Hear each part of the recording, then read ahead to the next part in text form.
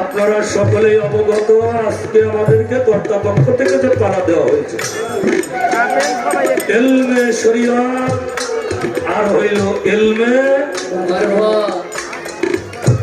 মারফত। তো দুইটা ধারার ভিতরেই কিন্তু ইলম আছে নাকি? দুইটা ধারার ভিতরেই ইলম আছে, একটা ইলমে শরিয়ত আর একটা ইলমে মারফত। তবে কোনটাই বাবা ইলম সারা নয়। অর্থাৎ যিনি আলেম তিনি কি জ্ঞানী না জ্ঞানী?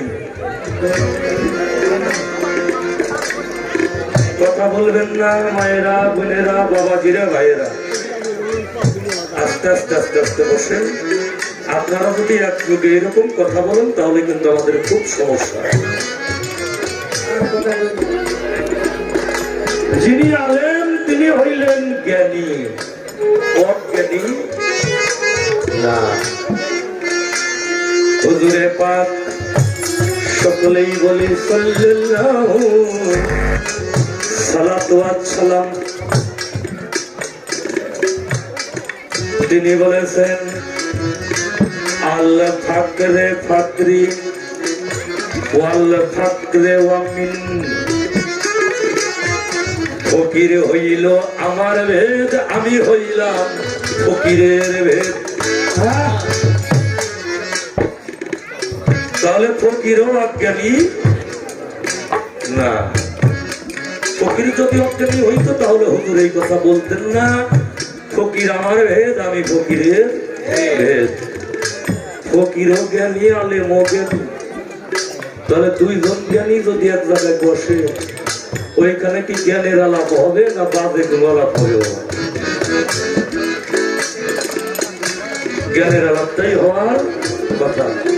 বাবাজান যতটুক চাপা যায় বাবাজিদেরকে একটু বসতে দাও, আর তোমাদেরকেও বলে যদি তোমরাও চাপতে পারো একটু চাপো। হ্যাঁ হ্যাঁ,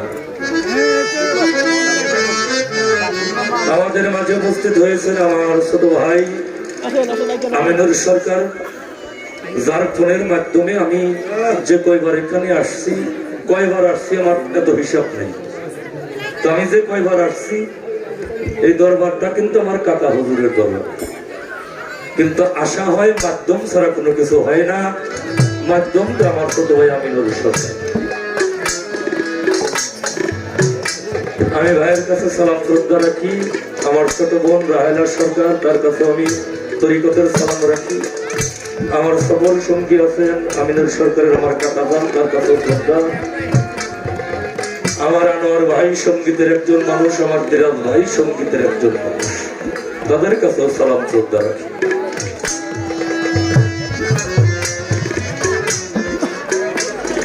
একটু হুঙ্কার দিয়ে বলছে আমারে, আপনি শরীয়ত মানেন নাকি মানেন না?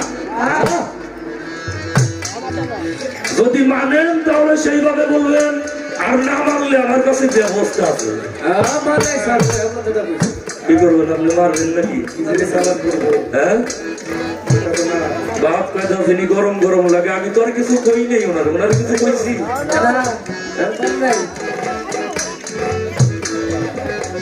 জ্বরের আগে হইল ধরে মাথা, আর ঝগড়ার আগে হইল বাঁকা তেরা কথা। আমি দাঁড়াইলামই না, আমি কিছু কইলামই না, তারপরে এত বড় হুমকি। হ্যাঁ, ব্যবস্থা আছে আপনার, তো আমি জবাব তো আপনার ওইভাবেই করব। আপনি তো হুমকি না দিলে আমি সরল কথাই কইতাম। হুমকি যেহেতু দিচ্ছেন, তাহলে আমি শরীয়ত কতটুক মানি, মানি কি না মানি আপনার আমি পরিষ্কার হবো না। আমার কথায়, আমার ব্যবহারে, আমার গানে, আমার জবাবে, আমার জবাবে আপনি বুঝতে পারবেন আমি কতটুক মানি কি মানি।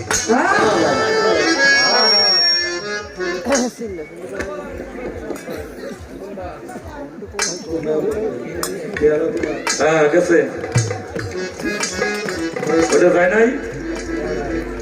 কিশোর সেকেন্ডা হয়েছে,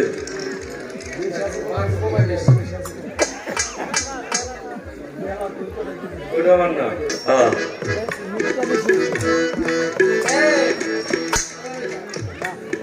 তাহলে আপনার জবাব আগে এই শরীয়ত মালিক কিনা এইটা আগে শুনেন। আমার হুজুরে পাক সাল্লাল্লাহু সালাতু ওয়াস সালাম বলেছেন, আশ-শরিয়াতু আকওয়ালিহি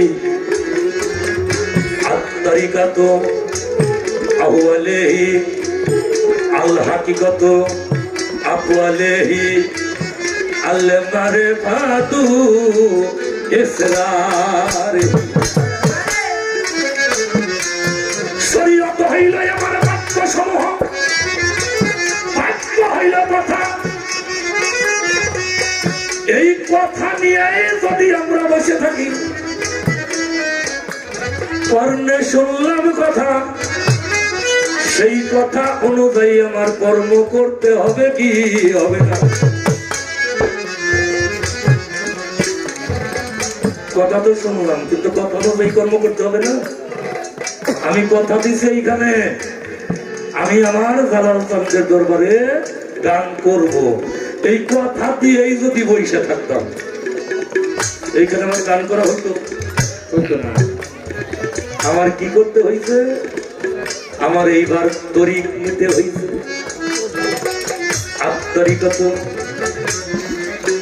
তরিকত হইল আমার রাস্তা সমূহ,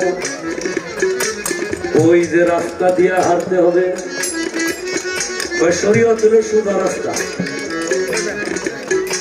বাবা আপনারা খুলশি থেকেই যান আর বিষ্ণুপুর থেকেই যান, যেখান থেকেই যান, ঢাকাতে যাবেন, একেবারে সোজাসুজি যাইতে পারবেন? একেবারে সোজাসুজি যাওয়া যাবো? হ্যাঁ, যাবো না। রাস্তা কিন্তু আঁকা বাঁকা আছে, একেবারে সোজা না। রেল লাইনের কথা ভেবেন, রেল লাইনও একটু আঁকা বাঁকা আছে আছে, ওরা কায়দা করে নিয়েছে, একেবারে সোজাসুজি যাওয়া যায় না। তাহলে তরিকত হইল আমার রাস্তা সমূহ, হাকিকত হইল কর্ম সমূহ, আল মারিফাতু ইসরারিহি মারিফাত হইল আমার দর্শন।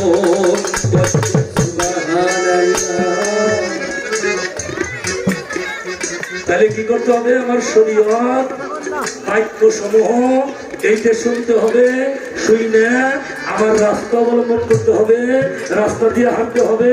এইবার হাকিকতের দেশে যাইতে হবে, বস্তুর সন্ধান করিয়া আমার দর্শন করতে হবে, যার নাম হইল মারফত। এখন এই কথা নিয়েই কি আমরা বসে থাকুন না আমরা দর্শন করুন? বাবা কোনটা করুন? একটু জবান ফেলে কর। হ্যাঁ, দর্শন করবেন? হ্যাঁ, ওই যে দর্শন করবো। এখন আমি কি করবো? তাহলে আমার এই জবাবের মধ্য দিয়ে আপনার বুঝতে হবে আমি শরীয়ত মানি কি মানি।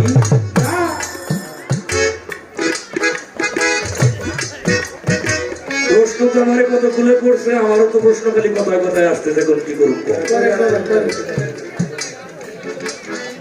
কলেমা, নামাজ, রোজা, হজ, যাকাত এইগুলা নাকি শরীয়তের কর্ম? এইগুলো শরীয়তের কর্ম না শাহনাজ সরকার? এইটা হইল ইসলামের পঞ্চবেনা। এটা কি? এটা হলো ইসলামের পঞ্চবেনা, পঞ্চস্তম্ভ। এইগুলো শরীয়তের কর্ম না। আপনি আমারে কইবেন শরীয়তটা মূলত কি, আর শরীয়তের পাঁচটা কর্ম আছে। এই শরীয়তের পাঁচটা কর্ম কি? আগের থেকে একটু দৌড়াদৌড়ি করতে থাকেন।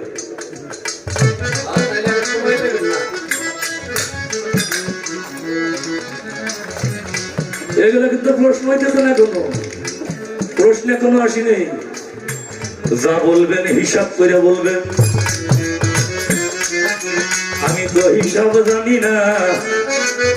আলেম সাহেব আপনারা অনেক হিসাবী লোক, আপনারা ওযু করেন, জায়নামাজ বিছান, জায়নামাজের দোয়া করেন, মুখে পানি দেন, নাকে পানি দেন, চোখে পানি দেন, কর্ণে পানি দেন, হাতে পানি দেন, পাও ধৌত করেন, ফের মোসাফা করেন। এই যে আপনাকে কত হিসাব। যাই নামাজের দ্বারাই যাই নামাজের দোয়া করেন, আবার নিয়ত করেন, নামাজের নিয়ত করেন, আবার রাকাত কত হইল ওটারও আপনাকে হিসাব আছে। আমিও তো হিসাব নিকেট জানি না, আমি কি হিসাব করে কথা বলছি। মানুষ যে হিসাব করে, মানুষের এই হিসাবের কম্পিউটারটা, এই কম্পিউটারটা মানুষের কোন জায়গায় অবস্থিত, যে জায়গা থেকে মানুষ হিসাব করে চলে। আজকে আপনার কপালে কি আছে, আমার কপালে কি আছে সেটা জানি না।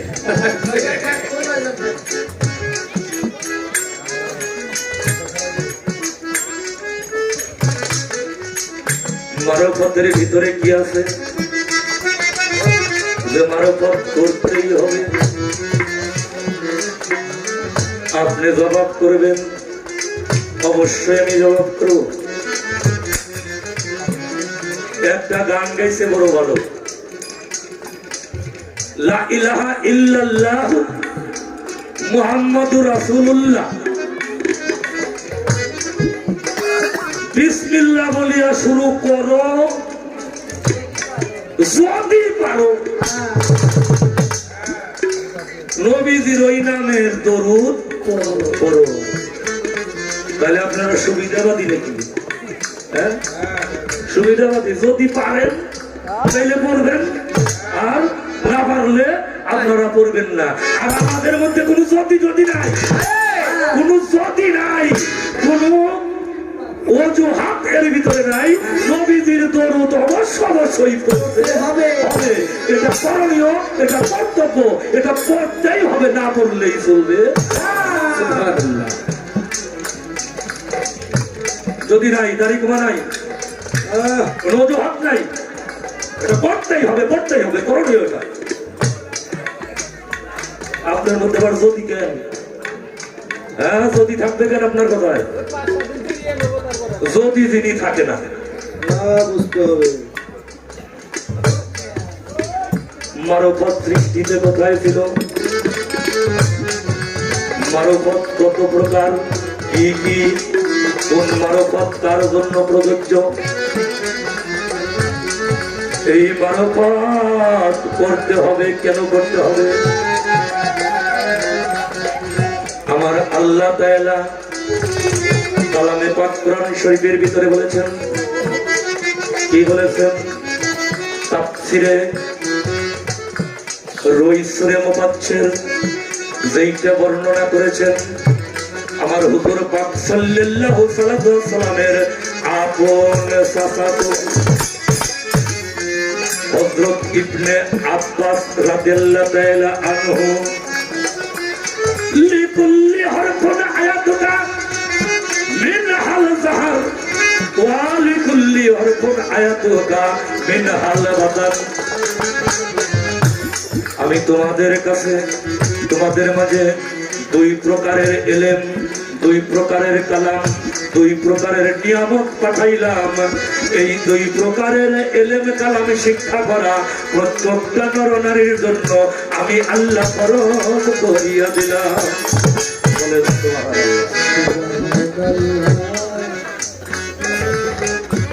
সূরা লুকমান আয়াত নম্বর 20, ওয়া আযবাগা আলাইকুম নিয়ামাহু ওয়া যাহিরাতান ওয়া বাতিনা। আল্লাহ বলতেছেন দুই প্রকারের নিয়ামত, দুই প্রকারের কালাম, এক প্রকার হইল জাহের, আর এক প্রকার হইল বাতিন। তোমরা এই দুই প্রকারের ইলম কালামি শিক্ষা করো। আমরা জাহেরি ইলম শিক্ষা করব কোথায়? স্কুলে, কলেজে, ভার্সিটিতে। স্কুল, কলেজে, ভার্সিটিতে আমরা লেখাপড়া শিক্ষা কইরা মাস্টার হইতে পারো, ডাক্তার হইতে পারো, ইঞ্জিনিয়ার হইতে পারো, ব্রিগেডিয়ার হইতে পারো, আমরা কর্নেল হইতে পারো, জেনারেল হইতে পারো, প্রধানমন্ত্রী হইতে পারো, কিন্তু আমার মনসুর শাহ বাবা, আমার ওয়াজ শাহ আল ওয়াইসি বাবা, আমার জালাল শাহ বাবা হওয়া যাবে কি?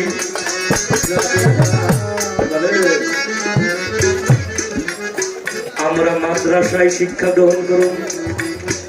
গৌহারডাঙ্গা মাদ্রাসা আমাদের বাংলাদেশের ভিতরে বড় মাদ্রাসা। কি বাবা? দেওবন্দ মাদ্রাসা ভারতের ভিতরে বড় মাদ্রাসা। মিশরে আল আজহার বিশ্ববিদ্যালয় মাদ্রাসা। এই ডিগ্রি আনতে গেলে মিশর যাইতে হবে। মিশরে গেলাম, ডিগ্রি আনলাম, বড় আলেম হইলাম, ফাজেল হইলাম, মুফাসসির হইলাম, মুহাদ্দিস হইলাম। আল্লাহর ওলি কি বাবা হওয়া যাবে? যাবে না। আল্লাহর ওলি হওয়া যাবে না। আল্লাহর ওলি হইতে গেলে লা ইয়াতাল্লাহ তাআলা ফি ইবাদি, আপনি দেখাইলে মারফাতুল্লাহ তাআলা ইনকানা আলফা সালাম।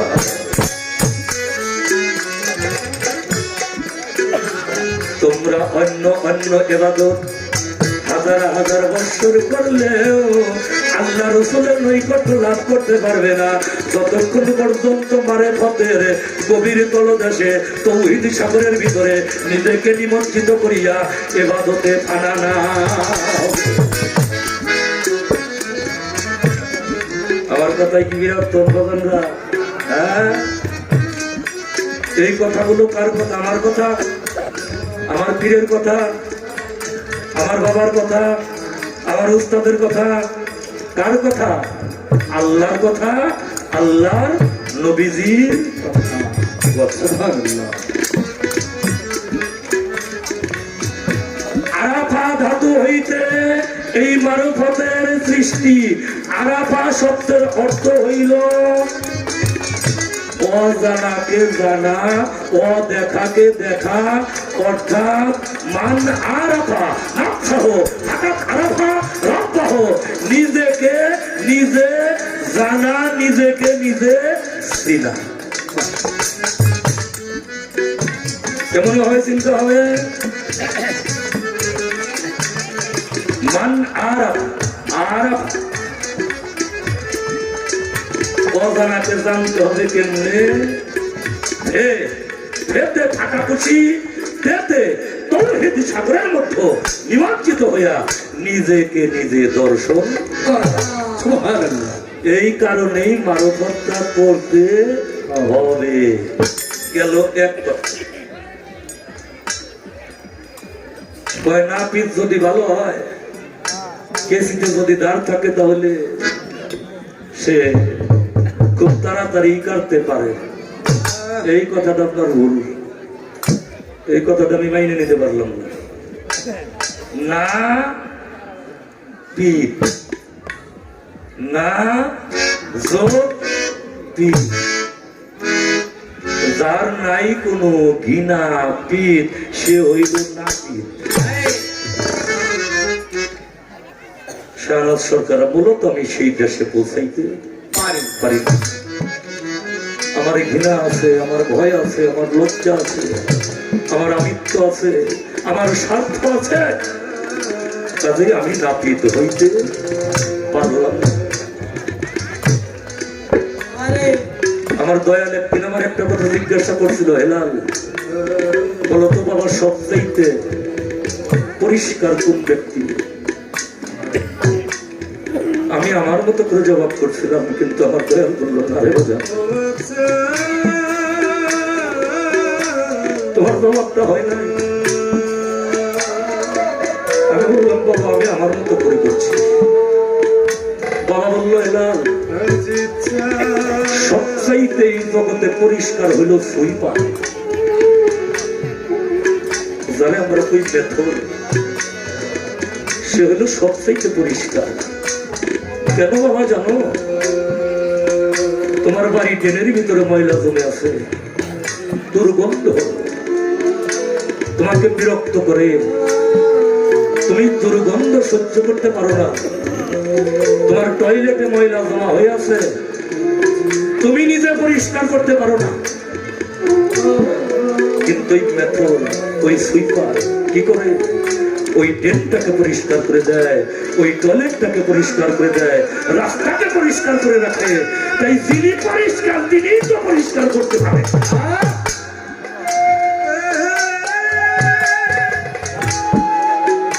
এইগুলো আমার গুরু কথা। যিনি পরিষ্কার হয় রে তিনি পরিষ্কার করতে পারে। আমি পরিষ্কার হইতে পারি নাই, আমি নাপিত হইতে পারি না। আমার ভিতরে আমিত্বের সমস্ত ক্লোশ রয়ে গেছে, তাই আমি পরিষ্কার করতে পারি না। আমি নিজেই অপরিষ্কার।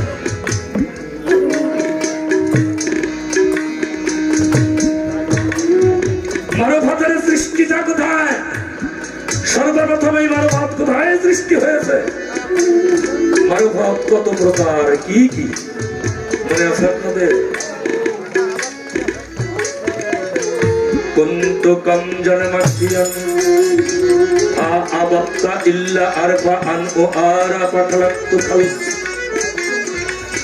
আমার আল্লাহ তাআলা বলেন, আমি নিহিত ধনভাণ্ডারের ভিতরে একাই একেশ্বর, গুপ্ত ধনাগারের ভিতরে, গুপ্ত ধনাগারের মধ্যে আমি একাই ছিলাম। আমার কোনো দোসর ছিল না, আমারে কেউ ডাকতো না। হঠাৎ করে আমার ভিতরে যখন ইরাদা সৃষ্টি হইল, ইরাদা লাউলাকা লাম্মা ওয়া খালাকতু আখলাক, ইরাদা যখন সৃষ্টি হইল, ওই ইরাদার বাস্তবায়ন করার জন্য আমি আল্লাহ কি করলাম? আনা বিল্লাহি খালাকাতু মিন ইশক, আমি সৃষ্টি করলাম ইশক। ইশকের উপরে আমি আশিক হইয়াছিলাম সোয়ার। যখন সোয়ার হইলাম রে, কল্পনার জগতে আমার মাসুকের ছবি, আমার সেই মহাব্বতের ছবিটা আমি যখন দর্শন করলাম, ইশকের দোষে মাতোয়ারা হইয়া আমার থেকে এক ফোঁটা পসিনা নির্গত হইল। আমি আল্লাহ বলেছিলাম, আওয়ালুমা খালাকাল্লাহু নূরি, এই তো এক ফোঁটা নূর আমি সৃষ্টি করলাম। যে নূর দ্বারা সৃষ্টি করেছি আমার ইরাদার নবীকে, আমার ইচ্ছা প্রকাশের যিনি প্রতীক, আমার বাস্তবায়নের যিনি প্রতীক, তাকে আমি সৃষ্টি করলাম। তাই আমার আল্লাহ নিজেই মারফতের গুপ্ত ধনাগারের ভিতরে একা একেশ্বর ছিলেন। তার প্রেমকে ভিড়ি করার জন্য, নিজেকে মাসুকের কাছে পরিচয় দেওয়ার জন্য নিজে আশেক হইয়া তার মাসুককে সৃষ্টি করলেন। সেখান থেকেই প্রকাশিত হইল সুবহানাল্লাহ। ইহা কত প্রকার? ইহা 3 প্রকার। মারফতে তাওহীদ সাধারণ ব্যক্তির জন্য, মারফতে হুজ্জাত এইটা পুক্ত ইমানদার ব্যক্তির জন্য, সিফাতে ওয়াহিদানিয়াত এই প্রকারের মারফত হইল ওলি আল্লাহদের জন্য।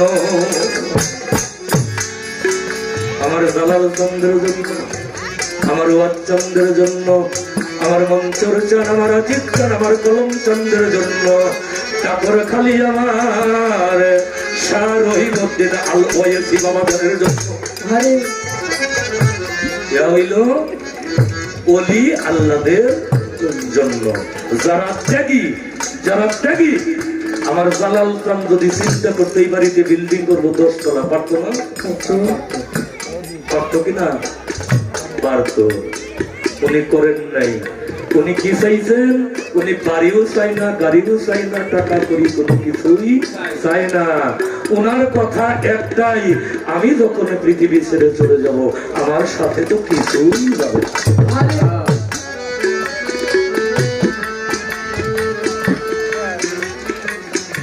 জবাব হয়ে গেল। এইবার সনাতন ধর্মের একটা প্রশ্ন আছে, আমি জবাব করব একটা গান আগে আপনাকে শোনাই আপনার কাছে আর দুইটা প্রশ্ন কইরে আমি ওই সনাতন ধর্মের জবাবটা করে আর একটা গান করে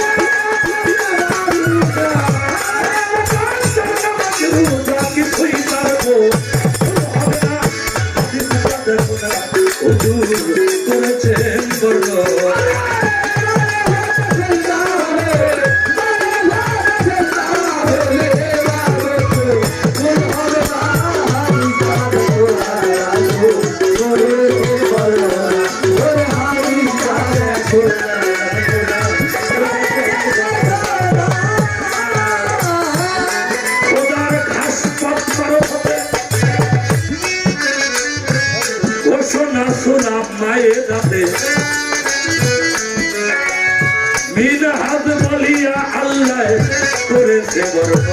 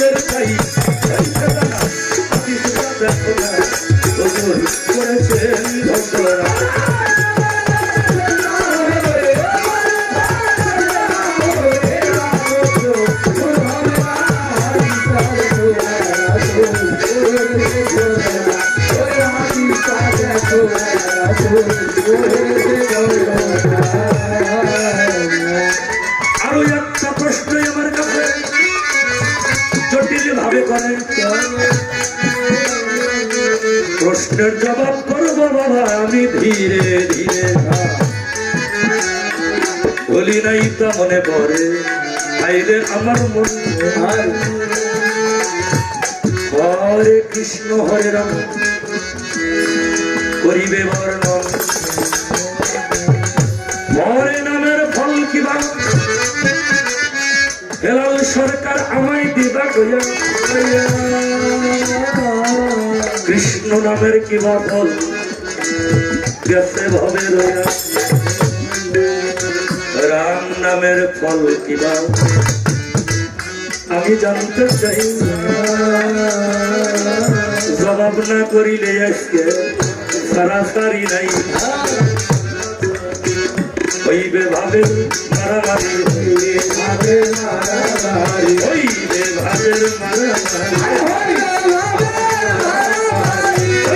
পারে ধরা ধরি, হইবে ভাবের মারামারি, হইবে ভাবের মারামারি। হরে নামের ফল আমি সবাইকে জানাই,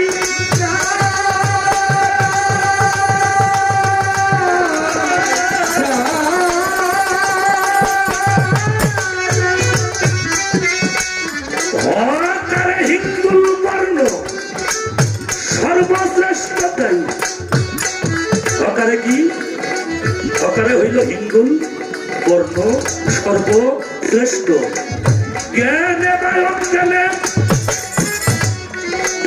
সমস্ত পাপ করে সে নষ্ট, তাই তো বাবা হিন্দুল বর্ণ হইল সর্বশ্রেষ্ঠ। রেখারেতে রক্তবর্ণ গোপাল নির্ণয়, রেখারে কি রক্তবর্ণ গোপাল নির্ণয়, সর্বাঙ্গয়ুতগত পাপ হয়ে যায় ক্ষয়, হরে হরে হরে কি করে সমস্ত পাপ তা হরণ করে, সমস্ত পাপ তা হরণ করে।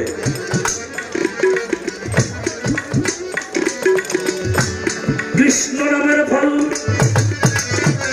ত্রিকারে কজ্জল বর্ণ উপপাতক নাশে, গতি শক্তির অতি প্রেম ইহাতেই আসে।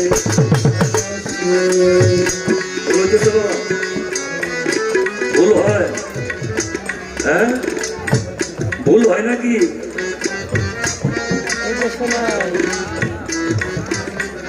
আমার ভুল হইলে আমার আপনাদের কাছে জানার আছে।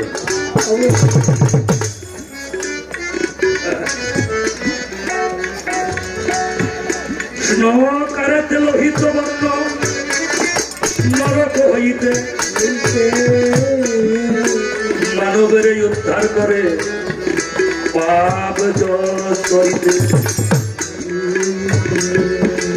রাম নামের ফল আমি আপনার জানাই রাকারে গৌর বর্ণ চন্দ্র সূর্য জ্যোতিটাই অজ্ঞান কমনাশক পরশক্তি ধৃতি ধৃতি মহাকারে সর্বজ্যোতি কলঙ্ক রহিতি নিত্য স্থায়ী হয় আপনার জানাই মিথ্যা পাপ বিনাশিত আমি জবাব করলাম তাই এইবার আর একটা কথা সাধু সঙ্গ সর্বশাস্ত্রে পাই কি দেখিলে সাধুকে চিহ্নিত করা যায় সাধুকে চিহ্নিত করা বড় কঠিন ব্যাপার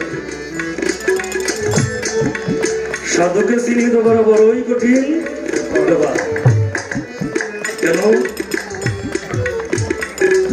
এক মন মাল ওজন করবে গেলে বাবা পাথরটা আধা মনের হইলে হইল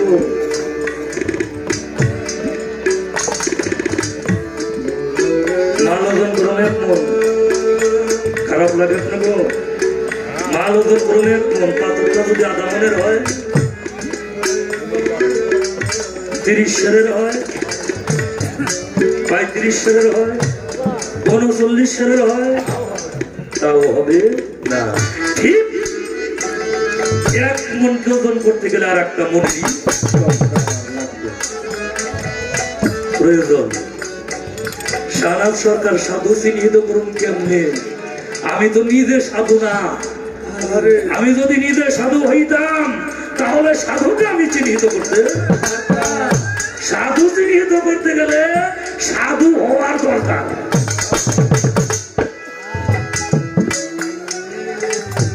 কবিগুরু রবীন্দ্রনাথ ঠাকুর বলেছেন যদি লালন সাইজিকে কেউ চিনতে চাও তাহলে একটা লালন সাইজি হয়ে যাও তাহলেই লালন সাইজিকে তুমি চিনতে পারবে তবে আমি একটি ইঙ্গিত দিতে পারি সঙ্গীতটা কি একটি ইঙ্গিত আছে সাথে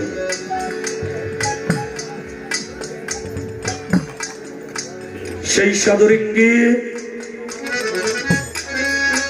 সে মুখে কথা করত না কো তার নয়ন দেখলেই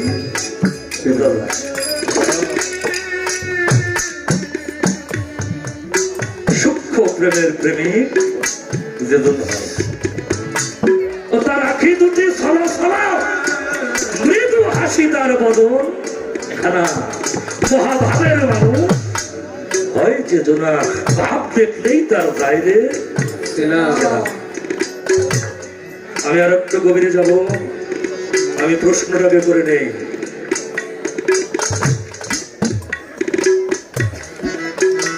লা ইলাহা ইল্লাল্লাহ মুহাম্মাদুর রাসূলুল্লাহ আমার প্রশ্নটা বেশ ছোট বড় প্রশ্ন এই রাসূল উল্লাহ না রাসূলুল্লাহ না রাসূল আল্লাহ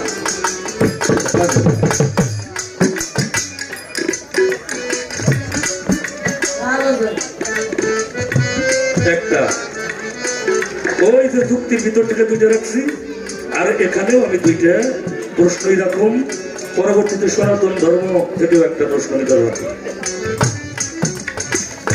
লা ইলাহা ইল্লাল্লাহ মুহাম্মাদুর রাসূলুল্লাহ বিসমিল্লাহ বলিয়া শুরু করো এই যে বিসমিল্লাহ বইলা শুরু করি কথা মিথ্যা না সংক্ষেপে আমরা বাংলায় লিখি 786 মোনা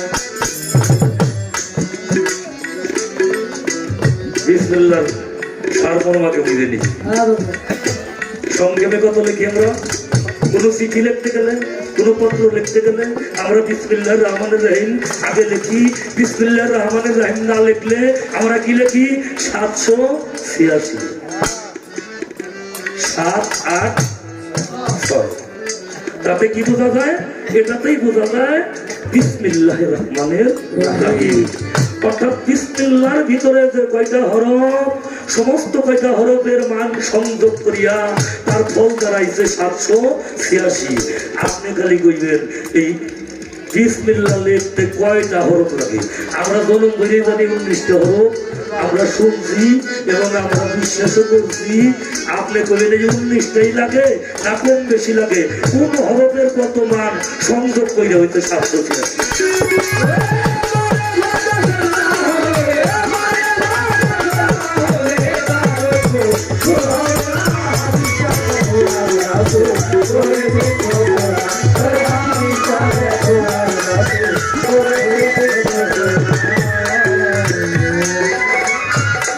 সাধুকে চিনব কেমনে?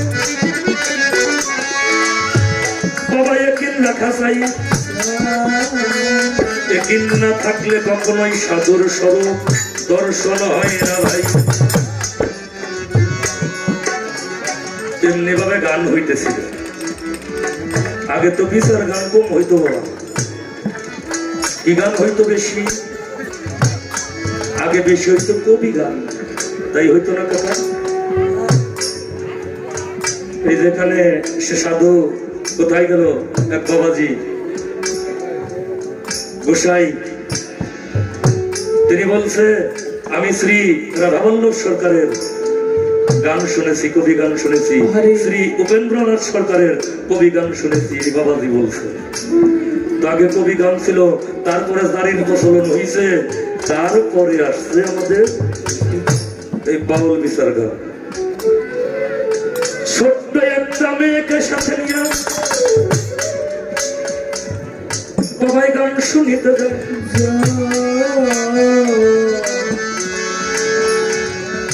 কিছু রাত্রি হওয়ার পরে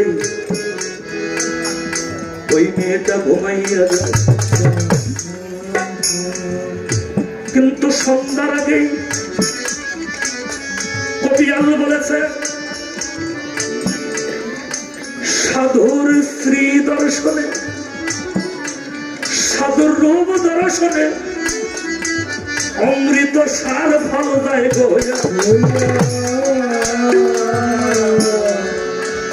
কেউ যদি তার সাধুকে দর্শন করে অমৃত সার ফল সে যায়।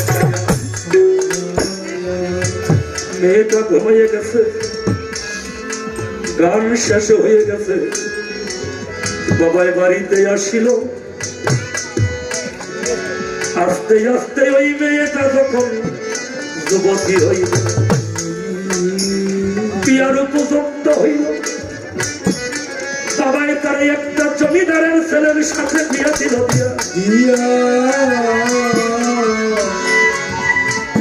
জমিদার যজ্ঞের আয়োজন করেছে, সকলকে নিমন্ত্রণ দেয় দিয়া, সকলের নিমন্ত্রণ দিছে।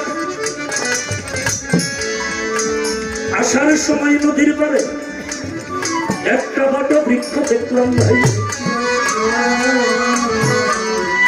ওই রকম বট বৃক্ষের নিচে ওই জমিদারের পরগনার ভিতরে সাধু বসে আছে। সাধুকে যখন নিমন্ত্রণ দিতে যায়, সাধু বায়না যায় ধরিয়া, আমি নিমন্ত্রণে যাইতে পারি যদি আমাকে অমৃত সার ফল দেও দেওরে আনিয়া। পাত্র মিত্র যারাই ছিল ব্যতিব্যস্ত হয়ে যায়, অমৃত সার ফল কোথায় পাবো? জীবনে শুনি নাই নিশ্চয়। সকলেই ফিরে আসলো। ওই সাধু বাবা যজ্ঞে নাই আসলে যজ্ঞ শুদ্ধ হবে না।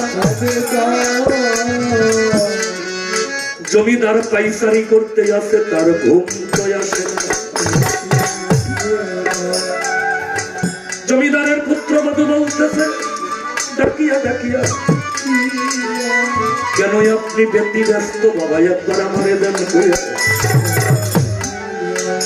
শ্বশুর বলে কত মান্যগণ্য ব্যক্তিবর্গ ব্রাহ্মণ পণ্ডিত আমি দিছিরে পাঠাইয়া। তুমি তো মা বাচ্চা মানুষ, তুমি বুঝবে কি করিয়া? পুত্র কত ভক্তি দিয়া বলে, বাবা আপনার পায়ে ধৈর্য জানাই, আপনি আমার বাবা একবার মনের কথাটা কইলে বলেন, তাই আপনার ব্যতি ব্যস্ততায় আমি সইতে পারি না। পুত্রবধূর কাছে তখন জমিদার করছে বড় বড়, ওই সাধু চায় অমৃত সার ফল, মানে আমি কোথায় পাবো? তাই অমৃত সার ফল না দিলে সাধু আমার যোগকে কখনোই আসিবে না। সাধুনীদের বলে, বাবা তাই? ও বাবা তাই? আপনি এত ব্যতিব্যস্ত হয়েছেন অমৃত সার ফলের জন্য? ও বাবা আমার কাছে অমৃত সার ফল আছে। বলে, মা তুই বলিস কি তোর কাছে অমৃত সার ফল আছে? কয় ও বাবা আছে। মনে পড়ছে সেই কবি গানের কথা, ছোটবেলায় শুনেছিল, সাধু রূপ দর্শনে অমৃত সার ফল লাভ হয়। ওই কথাটা মনে পড়েছে। বলে, বাবা আমাকে একটু নিয়ে চলেন ওই সাধু বাবার কাছে, আমার কাছে অমৃত সার ফল আছে। বলে, মা তুই আমাকে একটু দেখাবি?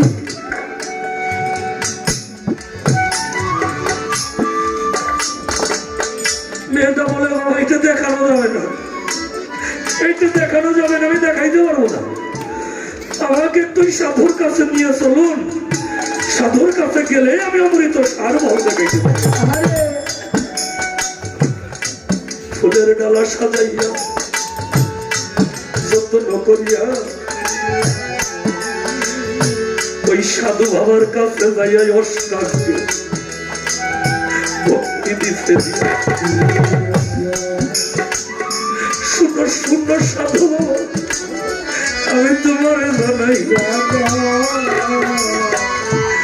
আমাদের যজ্ঞে তোমার কৃপা করে যেতে হবে। তাই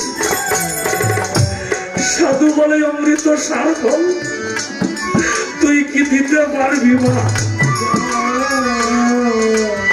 অমৃত সার ফল না দিলে আমি যজ্ঞে যাব। কথা শুই নাই ওই মেয়েটা সারতে চোখের পানি কি শুনাইলে সাধু বাবা, সাধু গুণমণি। আমি তো শুনেছিলাম সাধুর রূপ দর্শনে অমৃত সার ফল গাইল।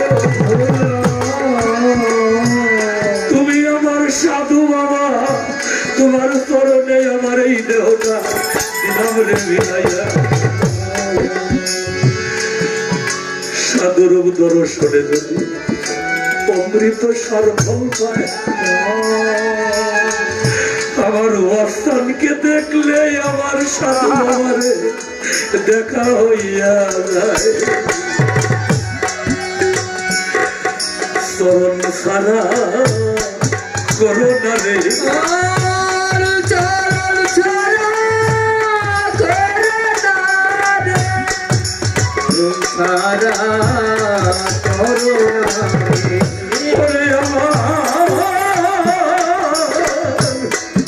সাধু বাবার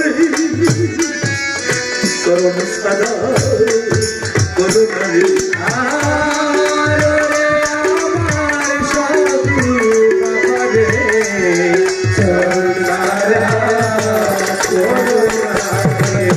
আমি তোমার ওই চরণে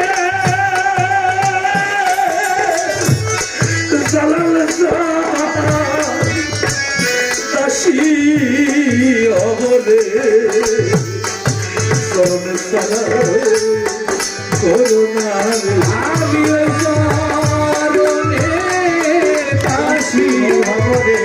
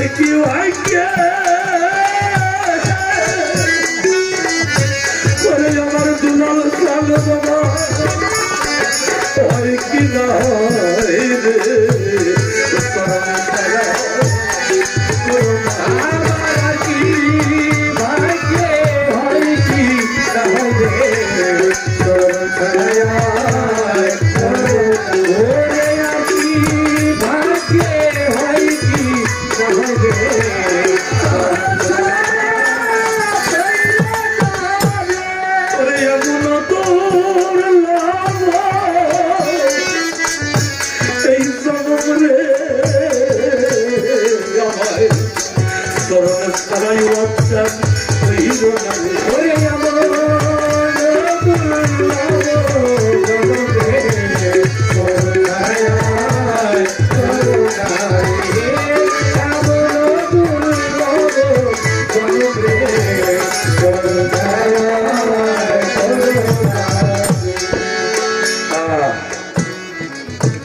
মেয়েটা যখন এই কথা বলে অষ্টাঙ্গে ভক্তি দিয়ে মরেছে,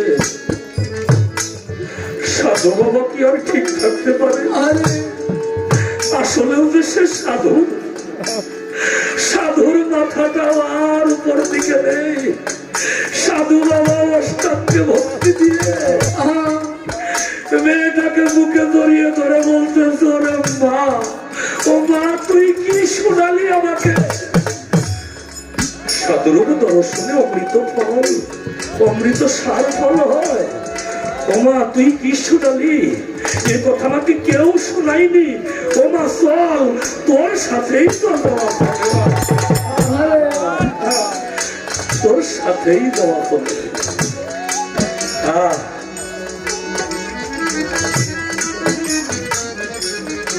আমি সত্য আর একটি প্রশ্ন রেখে যাবো সনাতন ধর্ম থেকে। সত্য, দাপর, তেতা, কলি, তাই তো হওয়ার কথা ছিল। সত্য হলো এক, দাপর হলো দুই, তেতা হলো তিন, কলি হলো চার। কিন্তু সত্যের পরে দাপর না এসে আসলো তেতা, তেতার পরে আসলো দাপর, তারপরে আসলো কলি। এখানে নিগুড় রহস্য নিহিত আছে। আমি একটু জানতে চাই মূলত কারণটা কি? কার কারণে একটা যুগের পরিবর্তন হয়ে